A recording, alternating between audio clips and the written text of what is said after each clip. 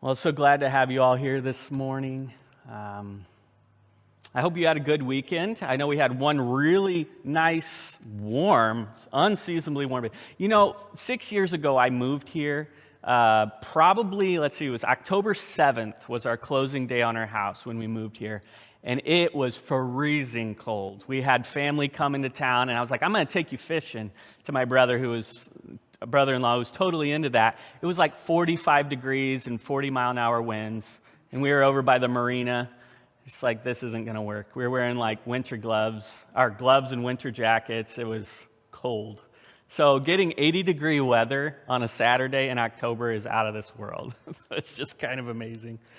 I had an event-filled weekend. For me, I had my oldest, Alina, went to her first ever high school dance. Yeah. Kind of surreal. Whew. And it's just like, oh my gosh, time flies by so fast when they're just attached to your hip, and then all of a sudden they have this personal, unique being in your house, walking around with their own thoughts and making their own decisions and getting in relationships. And oh man, that's big. It can kind of feel like loss sometimes. Like, oh my gosh, this whole period of our lives is gone now, but it's also really beautiful, and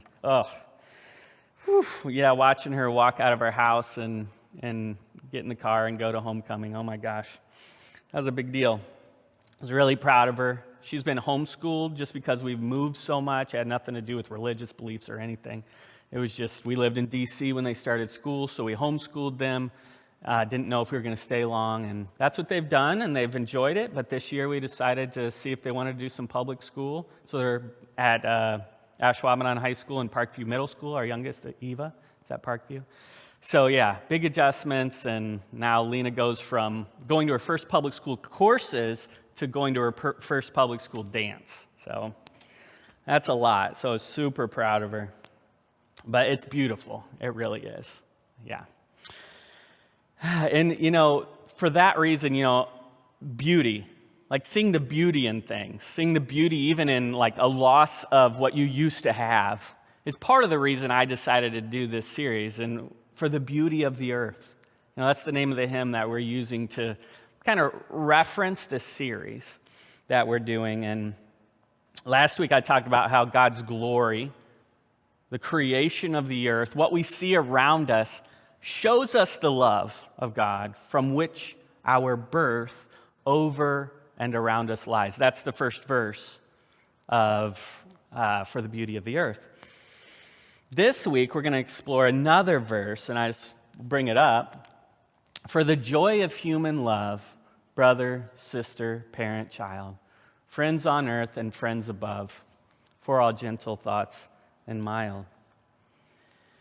For the joy. Oh, we do have that last part. Lord of all, to thee we raise this our hymn of grateful praise. I'm not skipping that because that's actually awesome. I think that just ties it all up in a bow and says, all that stuff we said before, it's because we're grateful. For the joy of human love and all of these other things, we're grateful. We praise you for what you've done. And for the joy, I think, is where we're focused this week. For the joy. What will we go through for the joy of, you fill in the blank?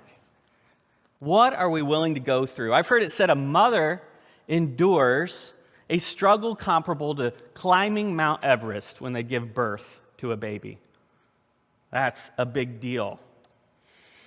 And why? For the joy of creating life or bringing a child into the world. Some go through hours and hours of study and hard work and years for the joy of getting a degree and for the joy of going into a career they love. Some go through physical strain and body aches day after day and maybe not even being able to walk well for the joy of physical health and feeling good about themselves. What have you all gone through for the joy of fill in the blank? What have you gone through? Since she was a teenager, my wife, Chrissy, has always wanted to go to culinary school.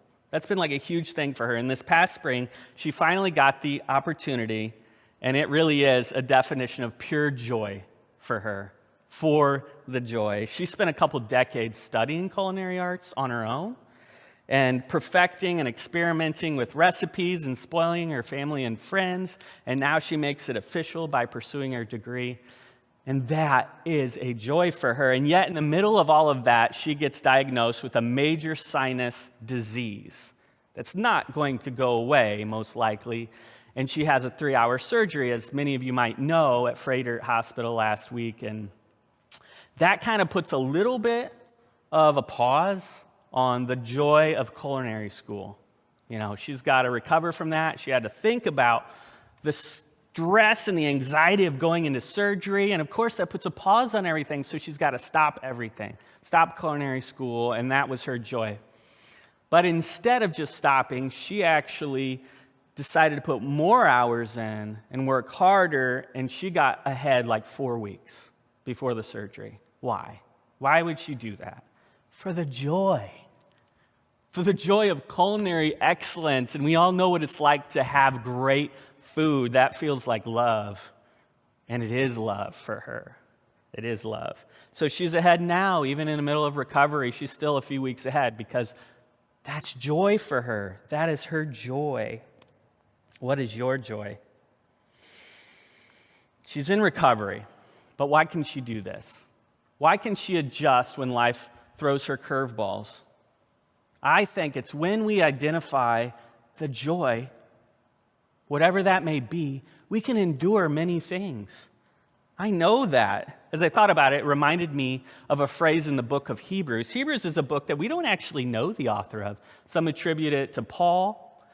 Some even attribute it to Priscilla, one of the women from the New Testament, but we don't actually know at all. It doesn't seem to fit into Paul's style of writing, so we can't say for sure who actually wrote the book. But it's more like a sermon. Hebrews, the book of Hebrews, is more like a sermon. It's just a really powerful, life-giving, power-packed sermon. And this idea of joy and identifying it reminded me of this phrase. For the joy set before him, he endured the cross. Hebrews 12:2. For the joy set before him. The Gospels of Matthew, Mark, and Luke kind of go through this very detailed idea of what Jesus endured for the joy set before him. Unbelievable pain, loss, ultimately capital punishment. And it wasn't like he was like, okay, what's next on the agenda for me to save the world? This is no big deal. No, it wasn't like that at all, because it says in Luke that he actually sweat as blood drops, as drops of blood because of the anguish he was feeling and the anxiety of what he was going to have to go through. That's a lot. But why would Jesus go through all of that? For the joy set before him. For the joy set before him. What is your joy? What is your joy? That's the question I'm asking today. What was Jesus' joy? I'm not going to answer that. I'll let you think about it yourself. What was Jesus' joy that was set before him? They would go through all of that. I was talking to Molly, right over there, who raised her hand earlier. And we were talking earlier this week about it, and she said something, and I'm paraphrasing big time, but she essentially said, if your joy is about being something, if your joy is about being like a pastor or being in a certain position in life or being known for something, where does your joy go when it's taken away from you? If that's where our joy lies, where does it go when it's taken away? I thought that was a great question. We talked a lot more in detail, but that was such a good question. Let's say you have a dream career, and it's bringing you so much joy, you'd be willing to go through almost anything to stay in that field. What happens if you can't do that thing anymore? Maybe it's health issues. Maybe it's simply a job loss or a retirement, or you name it. What happens if the thing that you have set as joy for you goes away? What happens? If your identity and fulfillment came from that position or that career or title, what happens next? Oh, that's a great question. What happens next? Grief, sometimes despair, sometimes an identity crisis, sometimes not knowing if you have the will to go on. You kind of lose your purpose when all that goes away because all your identity was wrapped up in the career or whatever that joy was that was dependent on circumstances. Where is your joy now? I think this is why we do ourselves a favor when we identify a joy that transcends circumstances. And when we identify a joy that transcends titles and careers and positions and maybe even just the way we portray ourselves to others, all of that can change in a heartbeat. We do ourselves a favor when we identify a joy that transcends circumstances. I was thinking on my own career this past week and how my joy has shifted and evolved. When I first started, I was a worship leader. I was a worship pastor in Indiana, and my joy was in the Sunday morning experience. It was all about, oh, it's Sunday morning, it's like the Super Bowl, this is going to happen, it's going to be exciting, and my joy was in that and the affirmation I got afterward. Like getting really good feedback. Such an awesome Sunday. I could just really feel God in the place. Okay, that's my joy. I felt that. But what was the problem with that? And I learned it over a little bit of time. Good Sunday, good. I'm good. Bad Sunday, I'm bad for a week. I'm bad for a whole week until the next Sunday because my joy was set in something that can change in a heartbeat.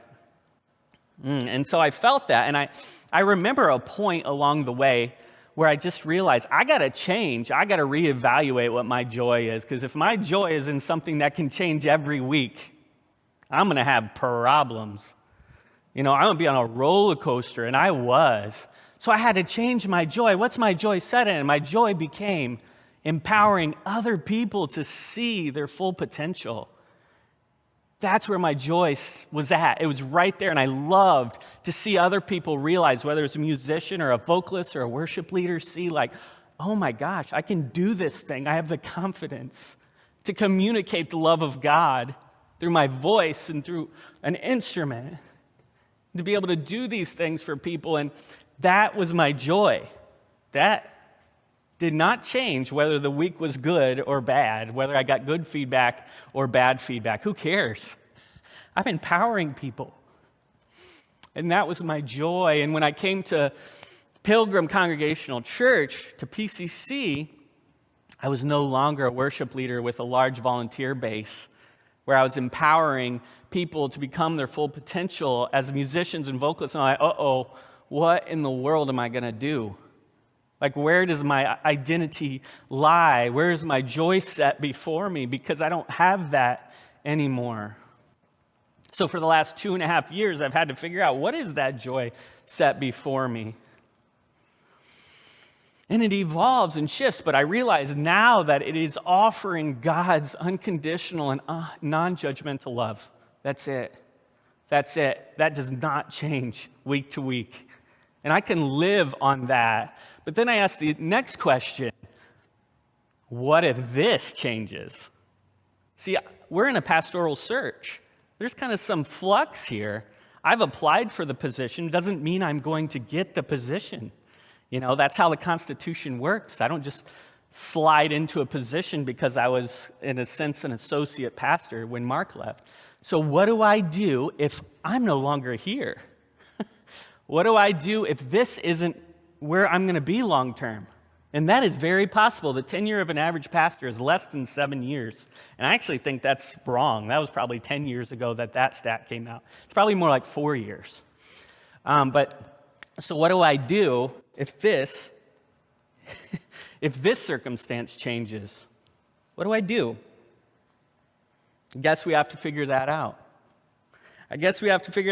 And I don't want to go through an identity crisis if I have to change careers, in 6 months. Who wants to do that? I don't want to have to figure out what my purpose is all over again. I don't want to find my ultimate joy in something that can be taken away in a heartbeat. I don't want that. Do you know what I'm saying? So what is the joy that transcends circumstances? that can handle curveballs, that can handle complete loss and stay intact. So I remind myself of the thing that has evolved over the years. My joy is offering unconditional, non-judgmental love. Whether it be in the church or whether it be in the relationships, wherever I'm at, whether it's preaching, teaching, or just in relationships, it doesn't matter. And so life can throw me curveballs, and I can endure it because of the joy set before me. I say I can. That's a key word. Does that mean I will? Does that mean I won't have identity crisis if something changes? No, that doesn't mean that. But I can endure it because I know what the joy is set before me. So what is the joy set before you that allows you to endure the hard things of life? What is the joy set before you?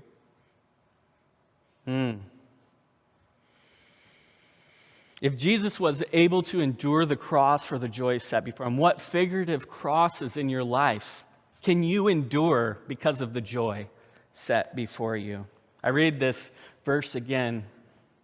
For the joy of human love, brother, sister, parent, and child, friends on earth and friends above, for all gentle thoughts and mild. I see it right there. I see it right there. I have another screen if you guys didn't know that. The joy set before me is written in the second verse of For the Beauty of the Earth. The joy of unconditional and non-judgmental love. What is the joy set before you? That's for you to decide. And as we ask yourself this question, we're given an additional hope because we don't have to do this alone. We don't have to do this alone at all. And that's pretty exciting because in Hebrews, right before we talked about that first verse I said, the first verse being, for the joy set before me endured the cross. Since we are surrounded by so great a cloud of witnesses, let us also lay aside every weight and let us run with perseverance the race that is set before us. Why do we have additional hope? We're not in this life alone, right? Whatever circumstances you're dealing with, it's been done before. Whatever feels insurmountable, it's been done before. We can run this race with perseverance because it's been done before, and the race is part of the joy. I used to have this poster on my wall. This is not in my message, but I remember it really well. I had this poster on my wall. It was Michael Jordan. He's holding a moon, and he's dunking it. And that's all I remember, but it did say, success is not in the destination, but the journey. And that stuck with me forever. It's not in finishing the race. The joy is in the race. And the joy is set before us so we can endure all things. And I love that so much. I love that so much. And there's this last amazing quote. There's no such thing as the pursuit of happiness, but there is the discovery of joy.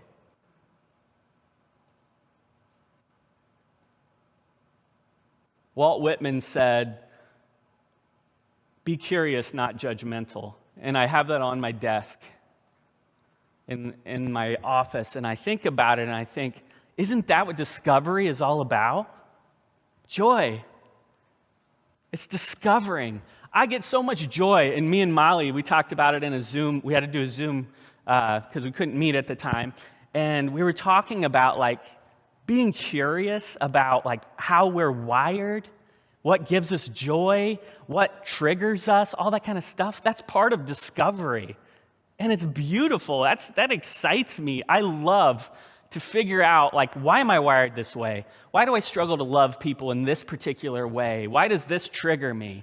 When I see this happen, I'm just fired up and angry, But there's just this discovery of finding out how I'm wired, how you're wired, what is the actual joy set before us that allows us to endure our figurative crosses.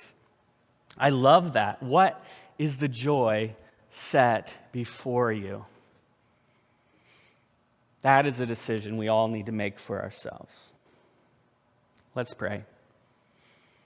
God, I thank you so much that you gave us the ultimate example of what it means to unconditionally and non-judgmentally love. You did the hardest thing I can possibly imagine in enduring capital punishment, going through it all for the joy set before you. And I just pray that as we sing a song and take communion together, that you will help us to remember that you've always been with us. You will help us, maybe convince us, if we don't even believe it now, that you are with us right now, that you haven't abandoned us, even though it might feel that way. And I just pray that we will know the joy set before us. In your heavenly name, amen.